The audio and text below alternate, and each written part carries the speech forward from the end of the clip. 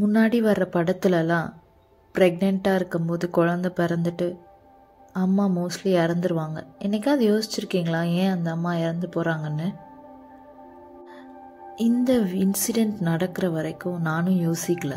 இது நடந்ததுக்கப்புறம் யாரை ப்ரெக்னெண்ட்டாக இருக்கிறத பார்த்தாலுமே பயம் வருது. ஸோ இதை நான் சர்ச் பண்ண ஆரம்பித்தேன். According to world health organisation survey in 2020 800 women die பண்ணுறாங்க மேட்டர்னல் டெத் எவ்ரி 2 minutes. நம்ம சந்தோஷமாக இருக்கிற இந்த டைமில் எவ்ரி 2 minutes 800 பேர் மாசமாக இருந்து இறந்து போகிறாங்க.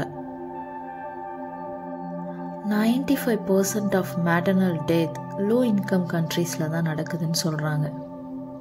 ஹை இன்கம் கண்ட்ரீஸில் 5300 பேரில் ஒருத்தர் தான் அந்த மாதிரி இறந்து போகிறாங்க. ஆனால் லோ இன்கம் கண்ட்ரீஸில் 49 பேரில் ஒருத்தர் இறந்து போகிறாங்க. ஏன் இறந்து போகிறாங்கன்னு யோசித்து பார்த்தாலே ரொம்ப பயமாக இருக்குது. மேஜர் காரணம் என்னவா இருக்கும் அப்படின்னு சர்ச் பண்ணப்போ severe bleeding, infection, high blood pressure, complications from delivery, unsafe abortion இதெல்லாம் தான் ரீசனாக இருக்குது. 75% சிவியர் ப்ளீடிங் தான் ரீசனாக இருக்குது.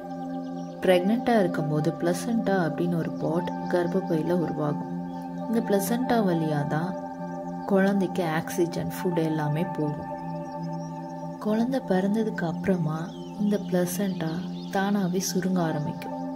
அப்படி ஃபுல்லாக சுருங்கும்போது பிளட் அதில் வராது, ஸ்டாப் ஆயிரும்.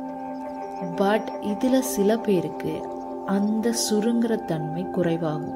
அப்படி இருக்கப்போ அதிலிருந்து பிளட் கண்டினியூவாக வந்துட்டே இருக்கும்.